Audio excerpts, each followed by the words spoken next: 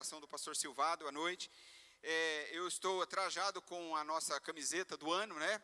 De propósito, porque é sobre o que está escrito aqui que eu quero compartilhar nessa noite com vocês, nessa mensagem sobre este ano de crescer que nós estamos propondo à nossa igreja. E eu quero usar o texto base daquilo que a gente vem falando, de Efésios capítulo 4, versículos 11 a 16.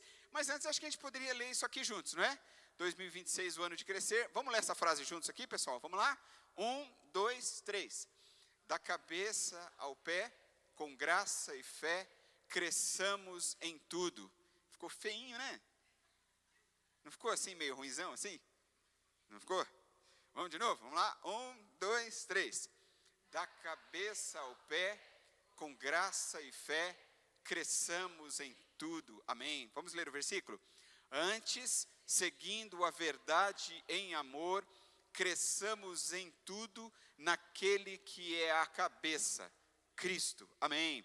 Agora vamos ler o texto todo, Efésios capítulo 4, dos versículos 11 a 16. Diz assim: E ele designou alguns para apóstolos, outros para profetas, outros para evangelistas e outros para pastores e mestres, com o fim de preparar os santos para a obra do ministério, para que o corpo de Cristo seja edificado, até que todos alcancemos a unidade da fé e do conhecimento do Filho de Deus, e cheguemos à maturidade, atingindo a medida da plenitude de Cristo. O propósito é que não sejamos mais como crianças, levados de um lado para o outro, pelas ondas, e nem jogados para cá e para lá, por todo o vento de doutrina, e pela astúcia e esperteza de homens que induzem ao erro. Antes, seguindo a verdade em amor, cresçamos em tudo naquele que é a cabeça, Cristo. Dele, todo o corpo ajustado e unido pelo auxílio de todas as juntas, cresce e edifica-se a si mesmo em amor, na medida em que cada parte realiza a sua função. Amém. Que Deus seja louvado e seja adorado, e que Ele nos abençoe nessa noite na reflexão da sua palavra. Amém? Muito bem. Eu queria iniciar essa mensagem com uma pergunta, não é? Que é a seguinte. É porque algum tempo atrás, numa outra série de mensagens que eu preguei, eu fiz essa pergunta: você está na igreja ou você é parte da igreja? Então, eu queria que você pensasse sobre isso a seu respeito. Você está na igreja ou você é parte da igreja? Quando eu perguntei isso lá na outra série que eu havia pregado há alguns anos aqui na Central, essa pergunta aqui, ela não buscava saber se você está incluído numa relação de membros da igreja, mas se você é uma parte integrante mesmo, se você é alguém que faz diferença, se você é modelo como cristão.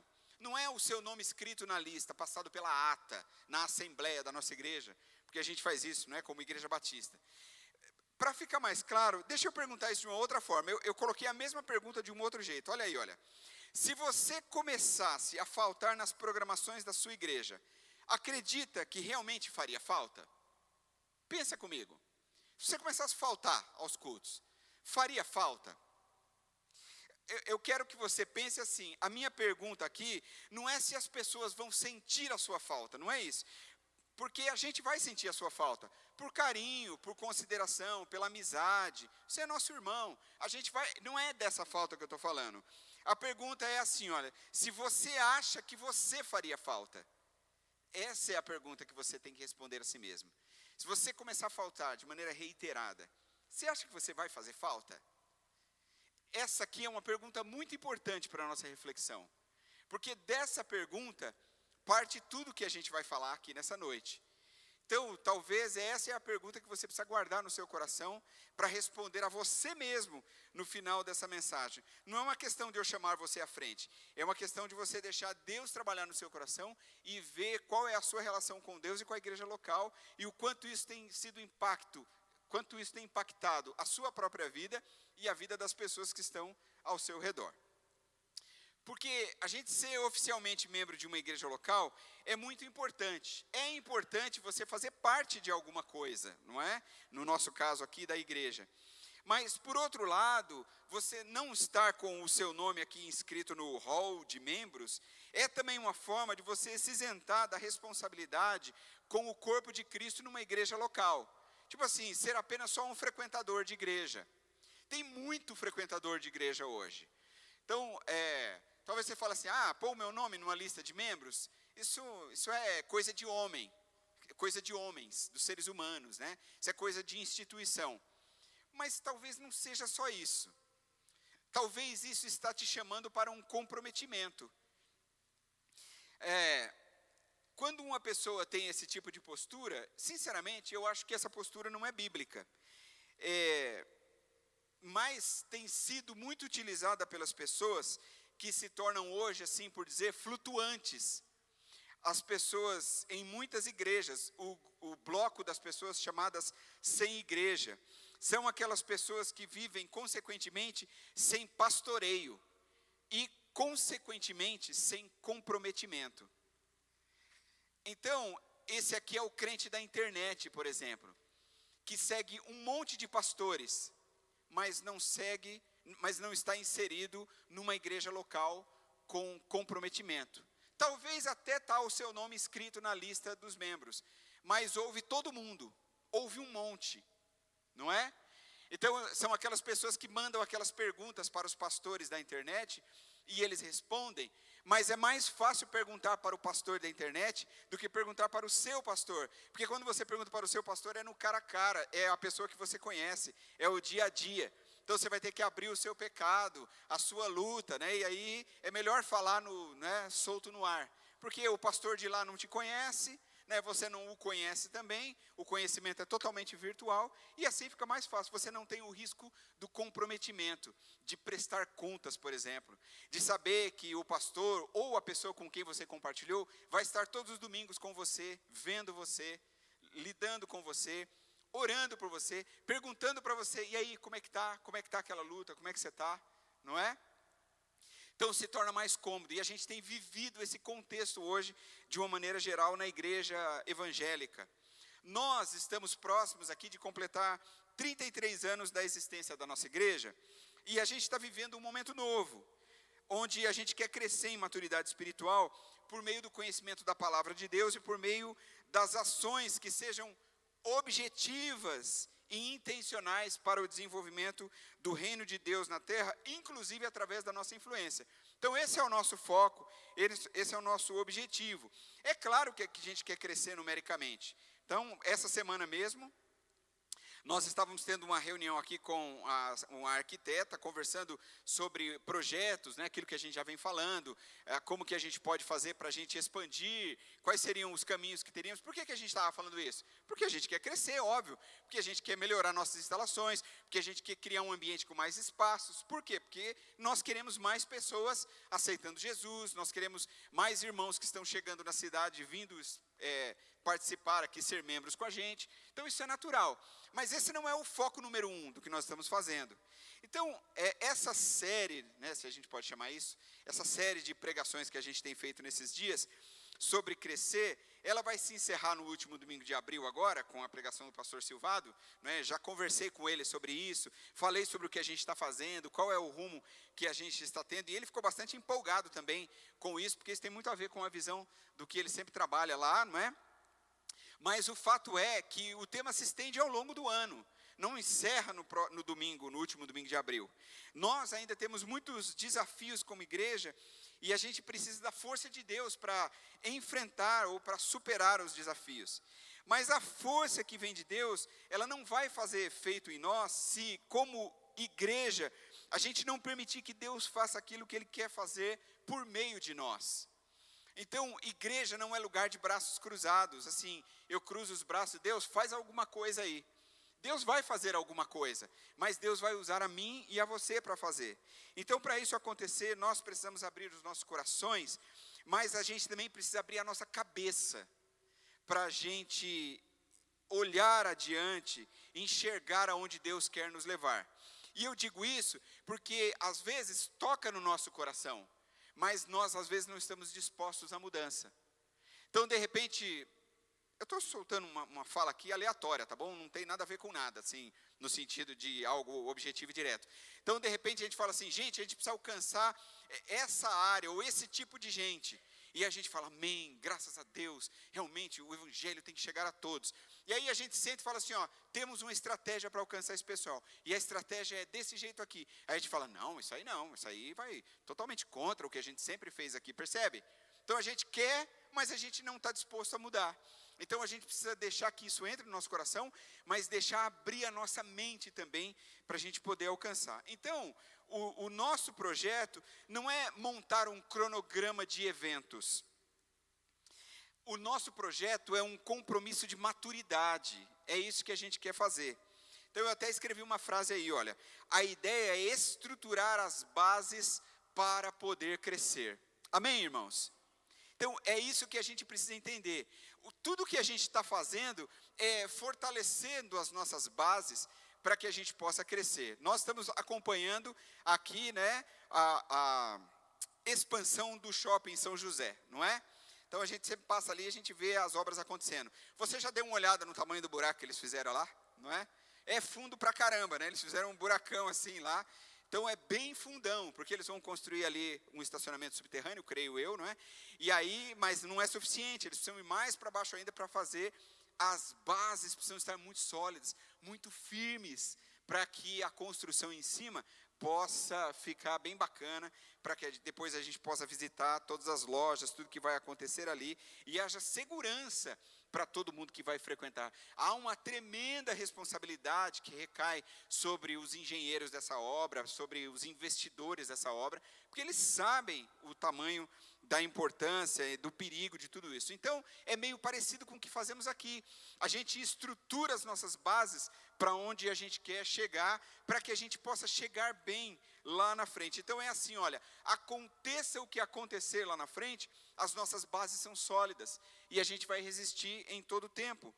O crescimento que nós buscamos, ele tem 3 dimensões fundamentais. Eu coloquei aí para você ver, olha só. É crescer na verdade, que é crescer no conhecimento da palavra. E aí, ao crescer no conhecimento da palavra, a gente cresce em integridade. Não é porque a gente começa a viver o que a gente prega. A gente estuda a palavra e busca viver o que a palavra diz. É crescer em amor. Ou seja, na forma como nos relacionamos e como servimos uns aos outros. Esse é o foco também, não é? Olhando para as pessoas. Então, tudo que a gente faz, a gente quer fazer uma reforma aqui, a gente não quer fazer uma reforma só para ficar bem bonito. A gente quer fazer algo que as pessoas se sintam amadas, se sintam acolhidas, sintam que a gente está realmente preocupado com as pessoas, com elas estarem num ambiente que propicia muitas coisas boas, com estruturas onde você chega numa sala e aquilo que você precisa tem naquela sala. Onde você chega num ambiente no Central Kids e tem tudo que as crianças precisam. E aí você tem o prazer de deixar o seu filho ali. Onde a gente tem som, não é? Onde a gente percebe que tudo que está acontecendo está ficando bacana, porque a gente está se esforçando para que aquilo fique legal mesmo, não é? Então a gente divide os formatos da nossa liderança, a maneira de liderar, para que não sobrecarregue, para que todo mundo faça e todo mundo seja atendido, percebe? Então isso é a gente crescer no amor, a gente está olhando para as pessoas e, obviamente, não menos importante, claro, o mais importante de todos, crescer em Cristo, né? Então, Ele é a medida exata, Ele é o modelo perfeito. Se o nosso crescimento não nos tornar mais parecidos com Jesus, não é? Foi o que a gente ouviu também aqui pela manhã, pregado pelo Mateus, então a gente não está crescendo, a gente está só inflando, né? A gente está só inchando. Então, a gente percebe que essas coisas precisam caminhar todas juntas. Pois bem, mas para que a gente viva isso, algumas coisas precisam acontecer aqui, e é o texto bíblico que vai nos nortear nesse sentido. Então, a primeira coisa que a gente precisa entender é o seguinte: união é fundamental. Gente, a gente está querendo desenvolver algo novo, a gente está querendo crescer, a gente está lançando um projeto, nós como liderança pensamos, desafiamos os demais líderes, e agora estamos por meio dessas mensagens desafiando a igreja, mas para que isso aconteça, união é fundamental. Então, para que as coisas comecem a acontecer, nós precisamos estar unidos. A união de pensamentos e propósitos vai conduzir a gente a fazer todos juntos a mesma coisa. Agora, Nesse capítulo 4 aqui da carta aos Efésios, não é? Se você é um visitante e não conhece muito a Bíblia, a carta aos Efésios é um livro da Bíblia, que é realmente, literalmente uma carta, né? Alguns chamam de epístola, e foi escrita pelo Paulo, o apóstolo Paulo, muito famoso, e ele escreveu para uma igreja que estava numa cidade chamada Éfeso, por isso chama-se a carta aos Efésios. Então, nessa carta que ele envia para essa igreja, uma igreja como a nossa, com acertos e erros, igual a gente faz, Paulo mostra o que é a unidade da igreja nessa carta e de uma maneira muito especial nesses versículos. Ele ensina que nós fomos salvos pela graça e pelo amor de Deus, e é isso que deve nos mover para abençoar e edificar o corpo de Cristo, amor e graça. Então Paulo, ele sabe que não é um caminho fácil. Por isso que ele fala no versículo 3, né? A gente não leu o 3, a gente começou do 11, mas lá embaixo ele começa falando sobre unidade. Ele diz, façam todo o esforço para conservar a unidade do Espírito pelo vínculo da paz. Você consegue compreender junto comigo que aqui tem uma dificuldade? Que Paulo está falando assim, olha, façam todo o esforço. É assim, ó, Paulo está dizendo assim, ó, gente, eu sei que não é fácil. Não é fácil viver em unidade. É muito difícil a gente pensar todo mundo na mesma direção. Não é pensar igual, é pensar na mesma direção. É muito difícil unir a turma, não é? É muito difícil a gente juntar o pessoal. E aí Paulo está dizendo, ó, façam todo o esforço para conservar a unidade do Espírito pelo vínculo da paz. E o Espírito aí é o Espírito de Deus, né? Veja o E maiúsculo aí. Unidade não é exatamente aqui todo mundo pensando a mesma coisa, não é isso. Isso não seria possível, porque cada um aqui pensa de um jeito, não é? Todo mundo pensa igual aqui? Não pensa. Todo mundo. Isso aqui é uma coisa impressionante. A gente de vez em quando bate um pouco os nossos pensamentos, mas via de regra, todo mundo aqui pensa de um jeito. Agora, somos todos diferentes uns dos outros. E é claro que a gente não vai pensar todo mundo igual. Então, unidade aqui, eu coloquei a frase para você ver, todos unidos por um mesmo propósito e objetivo. Eu acho que esse talvez seria o sentido para nós aqui nessa noite. E é muito importante a gente entender esse procedimento, que esse procedimento aqui, ele não se trata de uma sugestão ou uma invenção da cabeça de Paulo. Não é que Paulo acordou um dia e teve essa ideia, não é isso. Isso aqui é uma ordem para a igreja. Está perceptível desde Jesus, não é, ao fundar a igreja, por meio da caminhada com os seus discípulos, e mais algumas pessoas que estavam ali ao lado, inclusive mulheres, de que a proposta era de unidade. Isso ficou muito claro para todos. Então isso aqui é uma ordem para a igreja.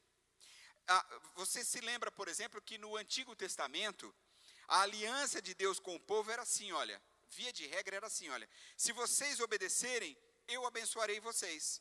Não é assim que a gente lê em todo o Antigo Testamento? Eu vou abençoar vocês se vocês me obedecerem, é assim que Deus fala.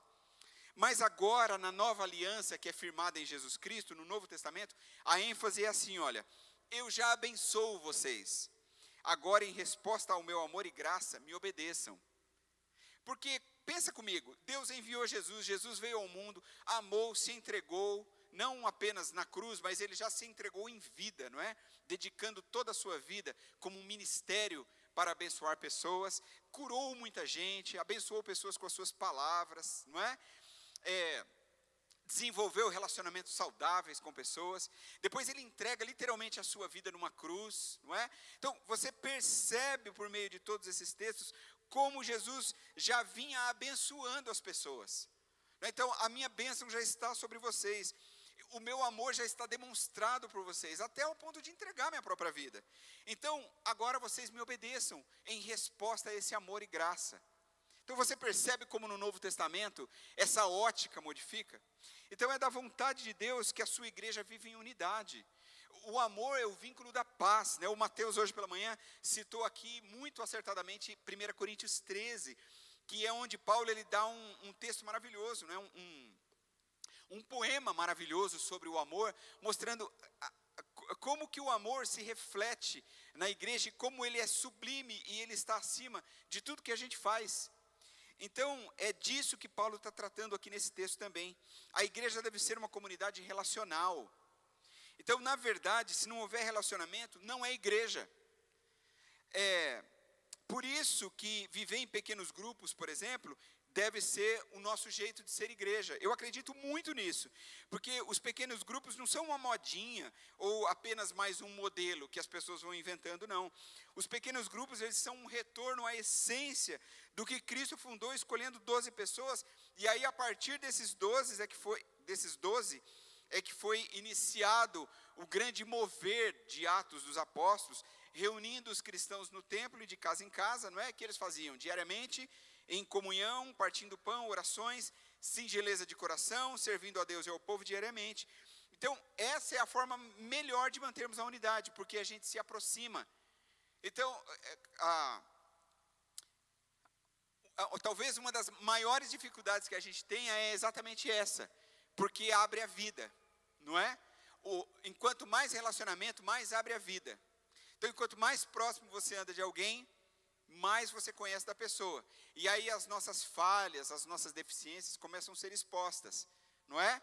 Então, ao abrir a casa, ao ir numa casa, ao reunir, a gente começa a se mostrar a nossa fraqueza, a nossa deficiência. Então, aí as pessoas percebem que a gente não era tão bom quanto parecia que era, não é? E talvez nem tão santo como a gente é lá no culto da igreja, não é? Essa é a realidade. Mas você quer saber de uma coisa? Isso é maravilhoso, porque nós começamos a nos desnudar. E eu acho que é por aí que o evangelho cresce, porque é quando eu mostro a minha fraqueza, não é? E aí eu posso compartilhar, eu posso ter vida na vida com os meus demais irmãos. O meu sonho é que ao longo do tempo, toda a nossa igreja esteja envolvida num pequeno grupo. Talvez é um sonho utópico, né? Porque é difícil que haja uma igreja que 100% está. Mas tem que ser pelo menos um sonho a título de alvo, não é? Que a gente tenha o máximo de pessoas envolvidas em pequenos grupos. Para isso a gente precisa do quê? De casas, não é? A gente precisa de mais casas abertas. Mas é mais do que abrir a casa, né? Abrir o nosso coração, para que a gente possa ter isso. Abrir o nosso lar. Eu vou me tornar vulnerável? Eu vou, é certeza que eu vou, não é? O meu... um termo do direito, o meu asilo inviolável, não é? Vai se tornar violado de uma certa forma? Vai, não é?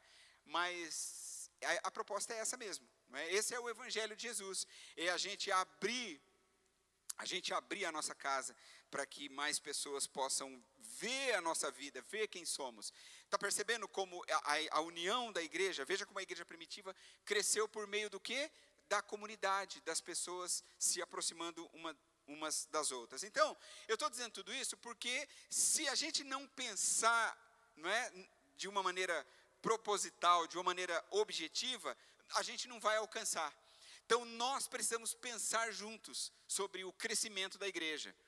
Então, por exemplo, a gente tem que tirar da nossa cabeça aquelas ideias assim, era tão legal quando era aquele grupo, só aqueles poucos irmãos. Então, a gente não pode pensar isso mais, não podemos pensar, não é? Então, a gente já tem pequeno grupo para fazer isso, para ter poucos irmãos juntos, não é? Então, a gente precisa ter essa mentalidade, era tão bacana quando a gente sentava ao redor com o violão. Sim, isso foi uma época que tinha, mas hoje dificilmente acontece isso, a vida de todo mundo é muito corrida, não é? Era tão legal quando a gente cantava aquelas canções antigas, e eu acho que a gente deve cantar também, mas hoje muita coisa nova aconteceu, percebe? Então, a gente tem que estar aberto para tudo, não é? Para o novo, para adaptar o antigo. Então, e aí a gente tem que estar unido nesse pensamento, para a gente poder caminhar como igreja, senão nós não chegaremos lá. Amém, irmãos? Agora eu quero pensar numa outra coisa que está dentro desse contexto, e aí eu faço uma outra pergunta para você. Essa pergunta é muito interessante, a pergunta é essa aí, olha, no que você é bom? Você já pensou sobre isso? No que você é o cara, não é? No que você é a mina, não é? No que você é bom? Já pensou? É assim, o que você faz de melhor? Não é? No que você é bom? Todos nós sabemos fazer uma porção de coisas, não é verdade? Então, algumas pessoas cozinham bem, não é? Algumas pessoas consertam, acho legal gente que conserta coisas, né? Tem muita gente aqui na igreja que é muito bom nisso. O Marcos, por exemplo. Marcos é bom nisso, ele conserta coisas, não é? Muito bom nisso. Então, a gente tem gente muito qualificada, o Alan conserta muita coisa também, não é? Então, tem gente curiosa, o Humberto, né, curioso também, né, gosta de fuçar as coisas, descobrir como funciona. Eu acho muito legal isso. As pessoas têm alguns talentos específicos. Tem gente que é bom com conta, não é? Então, a gente tem aqui a Pauliane, nossa professora de matemática. Então, se tiver que fazer uma conta, eu jogo lá no colo dela, vai resolver o nosso problema aqui rapidinho, né? Então, tem pessoas que têm uma boa leitura de determinadas coisas. Todo mundo é bom em alguma coisa, não é? Tem gente que canta horrível, não é? Vamos falar a verdade, horrível. Às vezes está sentado lá, horrível, desafinado demais, horrível, né? Eu tenho um amigo que é pastor, que ele falou, cara, eu canto tão ruim, que quando eu canto no culto, eu tenho a sensação que até os anjos saem correndo de perto de mim, de tão ruim que eu canto, né? E outros cantam bem, tem gente que canta super bem, não é? Tem uma facilidade em dividir voz, não precisa nem passar. Ele já vai, é natural, a pessoa já vai cantando e ele já sabe fazer tenor, sabe fazer contralto, sabe fazer baixo, está na cabeça da pessoa, é dom, não é? Então, você percebe, outros tocam um instrumento, não é? Então, eu tenho raiva de alguns aqui que chega que toca tudo, não é? O Alex, o Felipe, eles tocam tudo. Chega a dar raiva, vai na bateria, toca, vai lá no piano, toca, vai na guitarra, toca tudo, não é? Não sobra nada para a gente, né? Sabe tocar tudo. Então, pessoas que, não é assim. Mas a pergunta é outra agora. A pergunta é o seguinte: se você tivesse que fazer apenas uma coisa, uma só, qual seria a que você faria melhor? Se você tivesse que se dedicar a fazer uma coisa só, o que você acha que você faria de melhor? Tipo, eu vou focar, pensar bem, eu faço o que eu sou fera mesmo, é nisso aqui. Então eu vou focar nisso. Já parou para pensar nisso? Então eu queria que você pensasse nisso ao longo dos dias. No que eu sou bom mesmo. No que eu tenho muita habilidade mesmo, no que eu sobressaio, no que, quando a coisa aperta, as pessoas falam assim, ó, fala com ele ali, ó, pode falar com ele que ele vai matar a pau esse negócio aí, não é? Não tem gente assim, tem, às vezes aqui na igreja, eu estou numa situação, eu falo assim, vou falar com fulano, ele vai me ajudar, eu vou falar com a fulana, ela vai me ajudar, e aí eu ligo para o irmão, tira e queda, resolve na hora, não é? No que você é bom. Existe um escritor que eu gosto muito dele, o Andy Stanley, não é? Ele é um pastor conhecido mundialmente, e ele é autor de vários livros sobre liderança, e a gente tem estudado um aqui com a nossa equipe ministerial, e ele escreve que talvez os 2 segredos mais bem guardados da liderança sejam os seguintes, eu coloquei aí, olha, primeiro, quanto menos você faz, mais você realiza. E a segunda coisa, quanto menos você faz, mais você capacita outras pessoas a realizar. Então, talvez a gente deveria trazer isso para o nosso contexto. Bom, isso ele escreveu num livro cristão. Então, ele está falando da liderança de um modo geral, mas muito focado na liderança cristã. Então, a gente poderia usar esse conceito aí do Andy Stanley para o nosso conhecimento aqui também. Por que eu estou citando isso?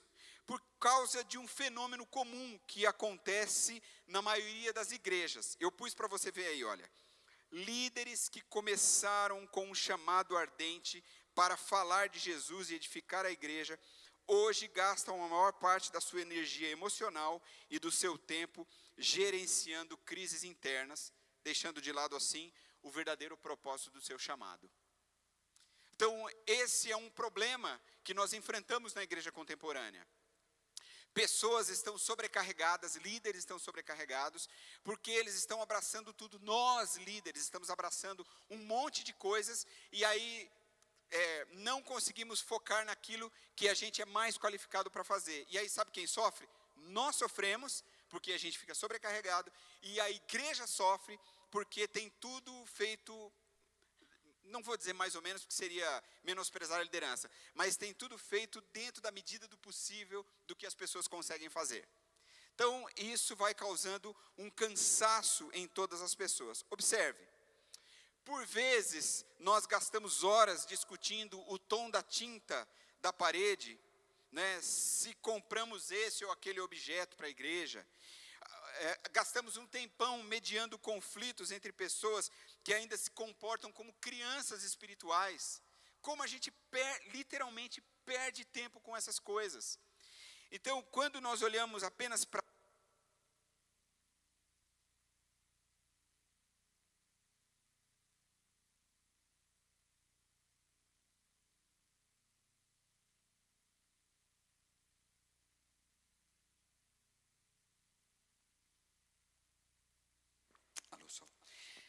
Então, como eu dizia, né, quando nós olhamos apenas para dentro da igreja, a igreja se torna um sistema fechado e retraído.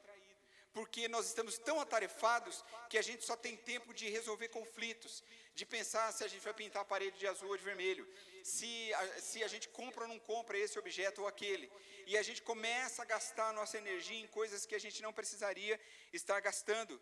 E aí a gente fica tão ocupado, entre aspas, limpando a nossa casa, que a gente se esquece que a casa existe para acolher quem está do lado de fora. Ou seja, a gente perde o foco da missão. Por isso, a nossa frase aqui que a gente usa na nossa igreja, olha só, amar a Jesus e servir as pessoas. Isso aqui deve ser o lema e o objetivo constante a ser buscado e vivido pela igreja. Então, tudo que a gente fizer precisa estar focado nisso daí. Agora, a gente precisa entender que é tempo de crescer não para nós mesmos, mas como igreja que somos, para sermos uma resposta para o mundo. Amém, irmãos? Então, é isso que a gente precisa entender. Esse é o motivo pelo qual estamos aqui. Então, às vezes, a gente fica discutindo, sabe o quê? O nosso gosto. Então, que tal se a gente colocasse na mão daquele que é bom para fazer isso ou aquilo, enquanto nós continuamos focados naquilo que é o mais importante? Então, a gente tem conversado, trabalhado na nossa liderança a esse respeito. Que tal se a gente concentrar determinadas coisas em algumas pessoas que elas façam isso e a gente pare de ficar dando a nossa opinião e deixa que essas pessoas cuidem disso e vamos focar no que realmente importa em relação ao meu trabalho, naquilo que eu lidero, junto com a minha equipe, as pessoas com quem eu trabalho. Nós iremos todos produzir muito mais, com certeza, não é? Às vezes eu me vejo dando opiniões em coisas que eu não tenho a menor ideia. Essa semana mesmo me perguntaram uma coisa, eu falei, eu não tenho a menor ideia, né? Para mim tanto faz. Então, aí eu dei umas 3, 4 nomes, ó, conversa com esse, vê o que essas pessoas acham, para mim não faz a menor diferença. O meu foco é o que vai acontecer depois disso, lá na frente, que é o mais importante. Como vocês vão fazer isso aí, para mim, realmente não importa, eu sei que vocês têm competência para fazer isso de uma maneira extraordinária. E eu acho que isso serve para todos nós. No texto, o apóstolo Paulo, ele ensina para a gente lições importantes sobre a gente viver unidos debaixo de um mesmo propósito e numa divisão de tarefas onde cada membro do corpo exerce a sua função, ou seja, faz aquilo para o qual a gente foi realmente chamado para fazer. É o que ele diz, olha lá o texto. E ele designou uns como apóstolos, outros como profetas, outros como evangelistas e ainda outros como pastores e mestres. E aí vem a palavra, tendo em vista o aperfeiçoamento dos santos, para a obra do ministério e para a edificação do corpo de Cristo. Como a gente vê aqui nesse texto, o objetivo final da divisão de tarefas por competência e conhecimento é para que os santos sejam aperfeiçoados. Então, a gente só vai ajudar o outro a crescer se a gente focar naquilo que a gente é bom para fazer em relação aos nossos liderados. É aquilo que o Andy Stanley falou lá atrás. Então, é claro que isso não significa que tudo vai ficar absolutamente perfeito, né? Porque ele está falando de aperfeiçoamento. Mas que todo trabalho terá como objetivo atingir a perfeição. Vai ficar cada vez melhor. Cada vez melhor. Porque a gente está investindo certo, nas pessoas certas e com os, entre aspas, investidores certos, não é? Ou seja, gente capacitada formando gente capacitada. Deus tem dado dons para cada um de nós, para a gente servir de acordo com essa capacitação. Alguns dias atrás, quando a gente reuniu a nossa liderança, a gente traçou ali um gráfico onde a gente conseguiu analisar 2 formatos de igreja que a gente poderia ser. A igreja voltada para dentro e a igreja focada para avançar e crescer. Então, na primeira, os nossos olhos estão voltados para nós mesmos e para os nossos problemas. Já na segunda, o nosso olhar está no crescimento, está no desenvolvimento, usando os dons e os talentos que Deus tem dado para a gente. Olha só que legal, eu coloquei aí para você ver, pode pôr aí. Então, a liderança focada para dentro e a liderança focada para fora. Então, acompanhe comigo. Na liderança focada para dentro, o foco é sempre resolver conflitos e burocracias, não é? Cor da parede, se a gente compra esse objeto ou não, tal. Aqui o foco é equipar os santos para a obra, tá vendo? O aperfeiçoamento. Ali a visão é manter o que já temos. Aqui a visão é crescer e multiplicar. Então, como que a gente faz para manter a estrutura? A proposta não é essa.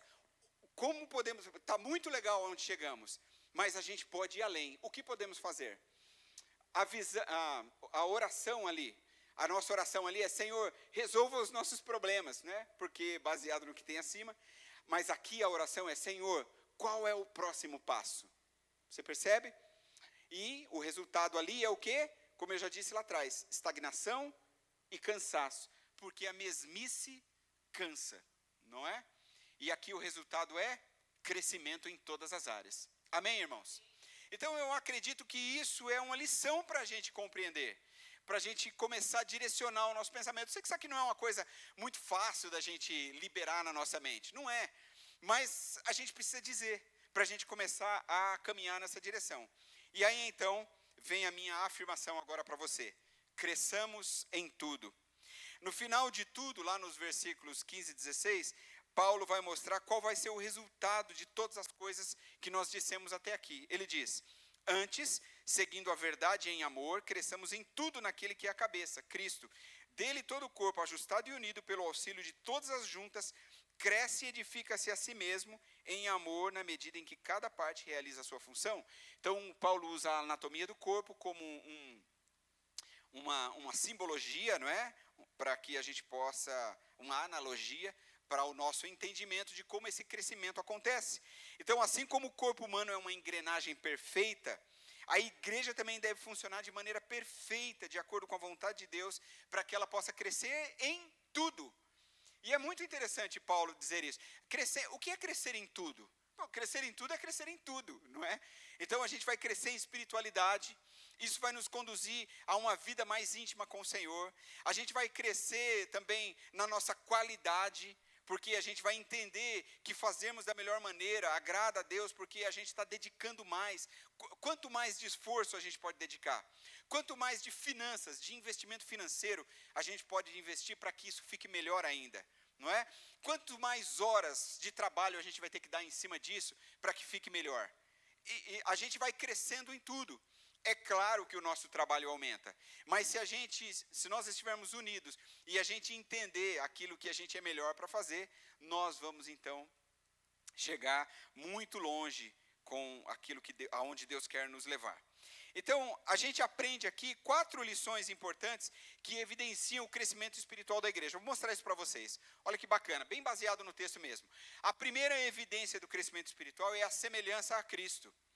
Porque o texto diz que os líderes devem preparar os santos para o trabalho do ministério, visando a edificação do corpo de Cristo. Então, tem um objetivo. Então, a ideia aqui não é contratar um pastor e pagar para ele fazer um trabalho, dar um salário para ele fazer todo o trabalho. Essa não é a ideia. Então, não faz sentido a igreja me contratar, né, para me pagar um salário e falar: pô, agora você faz tudo aí. Não é? A gente chega aqui no domingo e a gente vê tudo funcionando. Isso não faz o menor sentido. Mas a ideia é ter um líder que prepare a comunidade para o exercício da obra por meio da palavra de Deus. Então é o direcionamento que acontece para que o corpo seja edificado e cada parte exerça a sua função. É Efésios capítulo 4. Você percebe? Então essa é a proposta. Então essa é a primeira evidência do crescimento espiritual. A segunda evidência do crescimento espiritual é a estabilidade. Porque Paulo ele ensina que a igreja é edificada quando nós alcançamos a unidade da fé por causa e por meio de Cristo. É assim que ele diz no texto. Não com essas palavras, mas é isso que ele está querendo dizer. Isso aqui faz a gente, pessoas fortes, cristãos fortes, e centrados naquilo que a gente foi chamado para fazer. E aí, como está escrito no texto, a gente não é mais levado por qualquer vento de doutrina. Estabilidade. Então, um cristão maduro, ele não é jogado de um lado para o outro pelas novidades espirituais que surgem todos os dias aí no mercado da fé. Não é. Então, se você é um crente maduro, você não vai atrás de onda. É muito fácil de ver isso. Tem muito crente voando aí por tudo quanto é igreja. Sabe por quê? Porque ele vai atrás de onda. Qual é a onda do momento? É lá que ele vai. Mas o crente que tem estabilidade, ele não está atrás disso. Ele está procurando a igreja que está mais próxima da Bíblia, não é?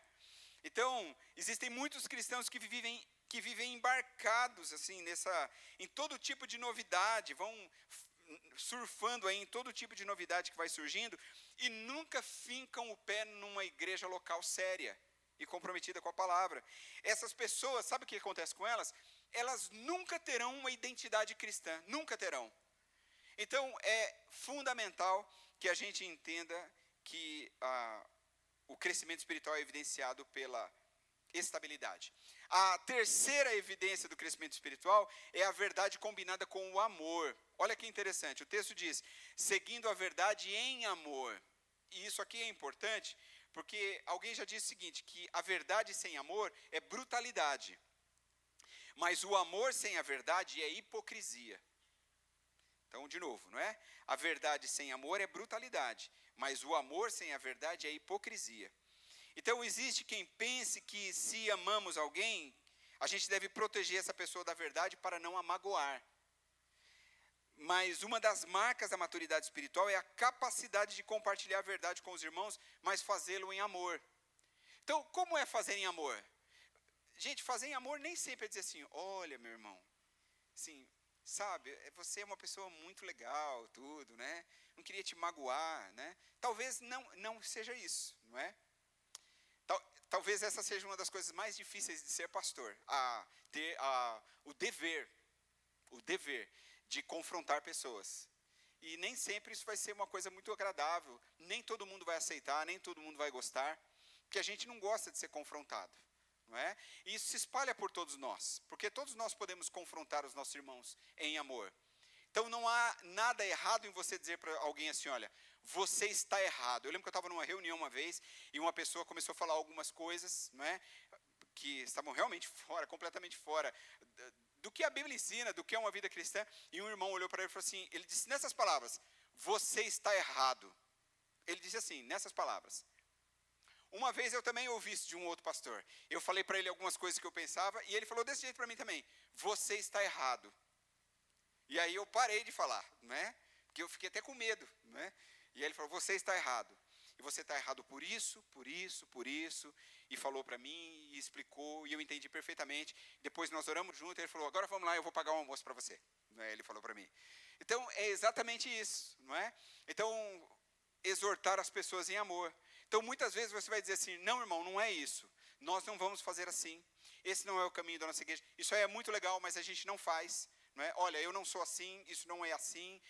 Você precisa entender que as coisas acontecem desse jeito, e é assim. Eu não vou vir mais aqui. É uma escolha que você pode fazer. Não é?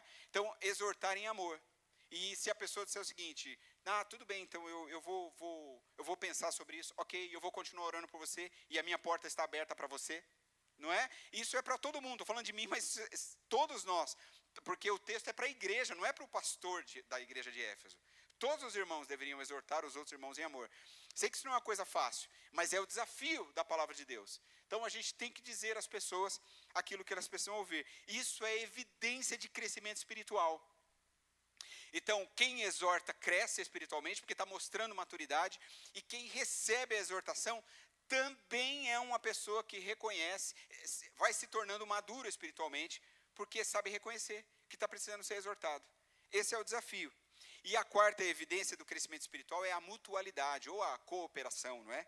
Então, o versículo 16 fala que a edificação acontece quando cada parte realiza a sua função. A gente sabe que, como membros do corpo de Cristo, de uma igreja local, nós pertencemos e, mais do que isso, influenciamos uns aos outros, não é? A gente influencia, eu sei que eu influencio pessoas, você influencia, você que é líder aqui na igreja, você influencia pessoas, pode ter certeza, você dá uma aula, você influencia, você é líder de um pequeno grupo, você influencia pessoas, você é líder de algum ministério aqui, você influencia pessoas, a gente influencia as pessoas sempre. E cada pessoa tem um ministério a realizar junto a outros irmãos, a outros cristãos. Não importa o que você possa fazer. Então, todo o corpo cresce quando os indivíduos crescem, e cada um cresce quando se alimenta da palavra e ministra uns aos outros.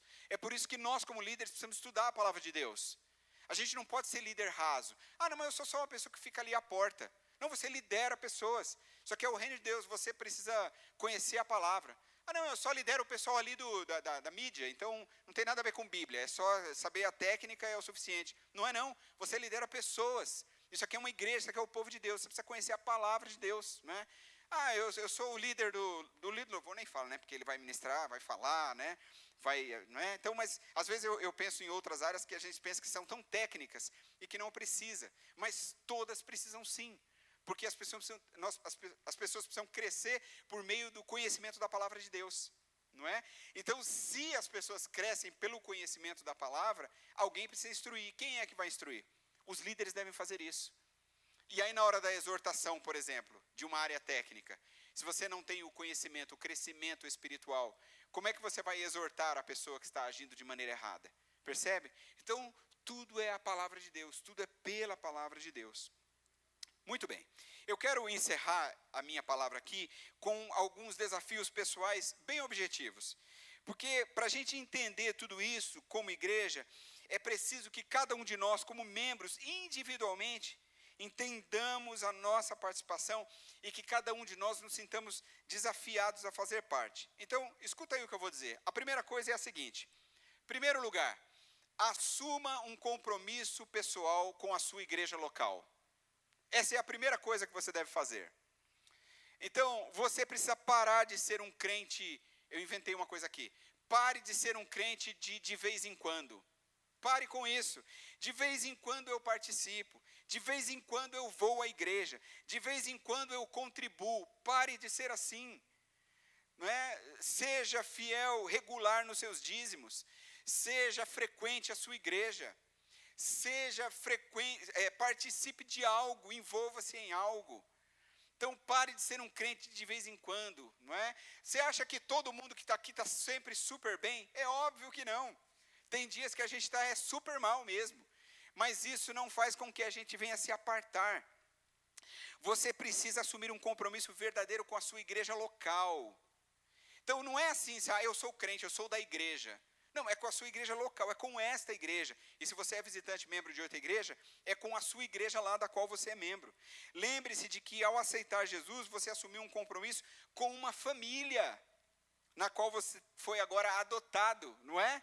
Nós fomos adotados por Cristo, por Deus, nessa família, onde Cristo é o nosso irmão. E aqui nós temos uma série de irmãos, só que é uma família. E numa família você tem responsabilidades. Todo mundo tem responsabilidade na família em casa. E aqui também. Então a família não é lá na sua casa, você não vive solto. Não, eu faço o que eu quiser. Eu não posso chegar na minha casa, eu vou fazer o que eu quiser e acabou.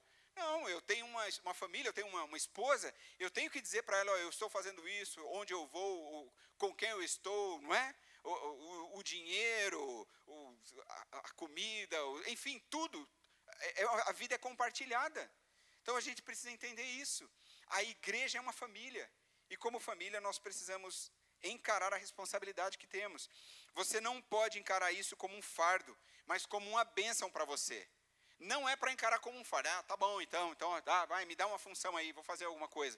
Não é isso. Você tem que encarar isso como uma bênção para a sua vida. Você vai crescer espiritualmente ao servir na comunidade local. A igreja é a sua família da fé. Por isso você não pode viver como se você fosse uma ilha.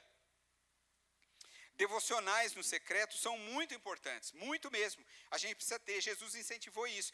Mas a comunidade é parte fundamental do Evangelho. Todos nós precisamos de pessoas.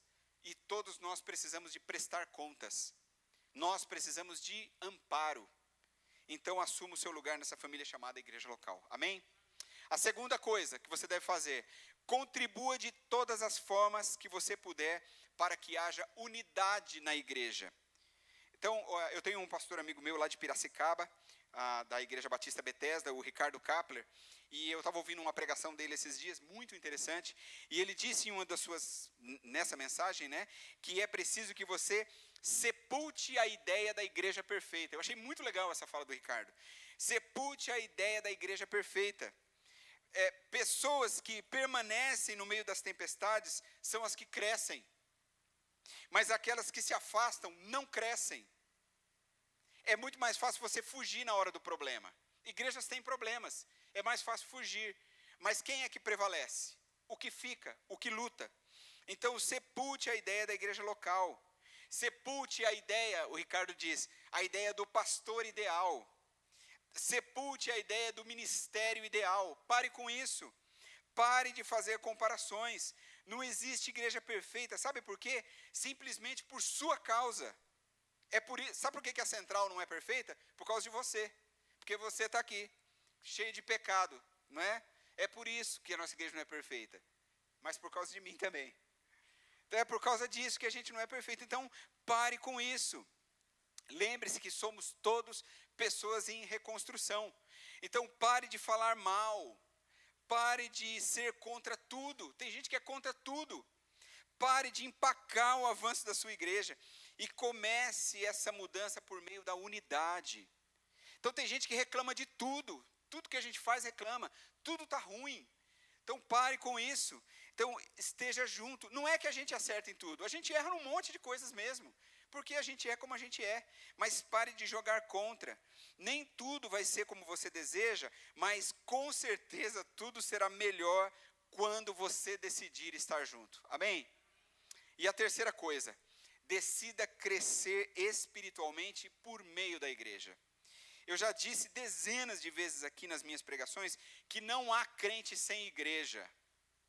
Então, gente, isso aqui não é uma crítica às grandes igrejas, tá bom? Mas assim, muitas pessoas, não é uma crítica à igreja. Isso aqui é um conselho a pessoas. Então, muitas pessoas procuram as grandes igrejas justamente porque não querem ter compromisso com a igreja. Não tem problema você ser membro de uma igreja imensa, não tem problema. Mas muitas pessoas vão a essas igrejas porque elas não querem compromisso com nada. Lá ninguém vai cobrá-las. Elas não precisam nem cumprimentar as pessoas se elas não quiserem, não é? Então, essa é a estratégia, é muito furada, não é? Então, não existe crente sem igreja também. Viu aquelas pessoas que você pergunta, né? Mas de qual igreja você é? Não, atualmente estou sem nenhum ministério, né? Desculpa, eu sou meio irônico, às vezes tenho vontade de rir quando eu escuto isso, né? Então, não há crescimento espiritual sem prestação de contas, não há. Não há comunhão sem convivência com o corpo, assim como não há crescimento espiritual sem o exercício prático da fé por meio de uma vida vivida na igreja. Não há. Muitas pessoas dizem que estão em comunhão com Deus quando não conseguem estar nem em comunhão com os seus próprios irmãos, não é? Não, com Deus está tudo bem, né? Eu amo a Deus, né, tal, mas infelizmente com a igreja lá eu tenho um monte de problema. Então você não tem comunhão com Deus, porque Jesus falou isso, não é? Então, no Novo Testamento, a gente lê como a Bíblia incentiva a vida vivida em comunidade por meio da igreja. Você já parou para pensar nisso? Tudo que está escrito no Novo Testamento é sobre a igreja, tudo. Porque Jesus veio e fundou a igreja. Os apóstolos se espalharam por todos os lugares e várias igrejas foram fundadas num monte de lugar.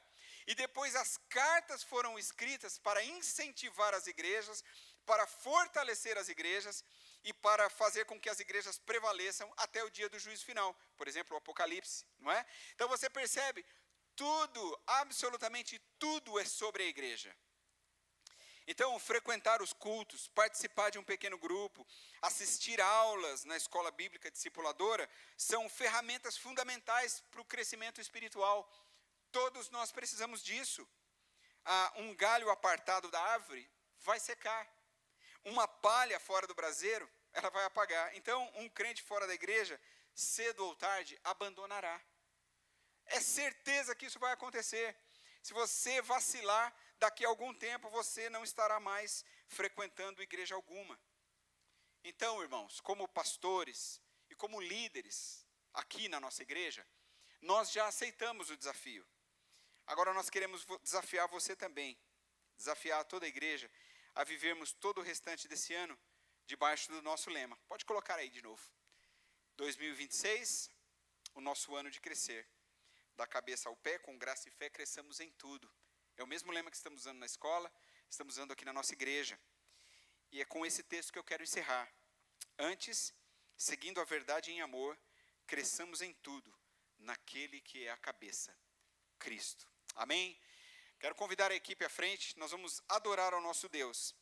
E eu quero convidar você na verdade, convidar não é a palavra, eu quero desafiar você a assumir um compromisso com a sua igreja local. E agora eu quero desafiar você a um outro desafio também. Porque talvez você é uma pessoa que está sempre aqui, que já está envolvida, que está super comprometida com a igreja. Então o desafio para você é outro. O seu desafio é de desafiar outros. Sabe aquele irmão que falta demais? Fala com ele, irmão, por que você está faltando tanto? O que está acontecendo? Ah, lá na igreja tem muitos problemas. Aí você pode usar a minha pregação para falar com ele, tá bom? Então, desafiar as pessoas, não é? Talvez você está aqui, está amargurado, está triste com alguma coisa. Desafio você a crescer espiritualmente, buscar na palavra maturidade e abandonar essas coisas e focar no que é mais importante, a expansão do evangelho do reino de Deus, o crescimento da igreja, o desenvolvimento da nossa fé, do nosso compromisso com o Senhor. Esse é o desafio que se descortina diante de nós. Então eu quero chamar você a esse compromisso, para que a gente possa incentivar os nossos irmãos. Hoje a gente tem um grupo de irmãos que frequentam o culto da manhã e um grupo de irmãos que frequentam o culto da noite. Então você fala para ele, não, mas eu não gosto muito de ir à noite. Vai de manhã. Não, mas de manhã eu não gosto de acordar cedo. Vai à noite. Mas frequente a igreja, participe, envolva-se, né? Contribua com aquilo que Deus tem dado para você, com os dons e talentos que o Senhor tem dado a você para que você possa servi-lo. Vamos ficar em pé, vamos cantar ao Senhor essa canção que é uma palavra de incentivo a sermos movidos pela fé em Jesus, pela esperança da glória, o crescimento que nós podemos ter por meio da graça do nosso Deus e aquilo que Ele há de fazer em nós. Depois dessa canção, nós vamos orar ao Senhor, entregando a nossa vida a Ele, dedicando a nossa vida em adoração e louvor ao nome de Jesus e em sacrifício vivo para servi-lo. Amém?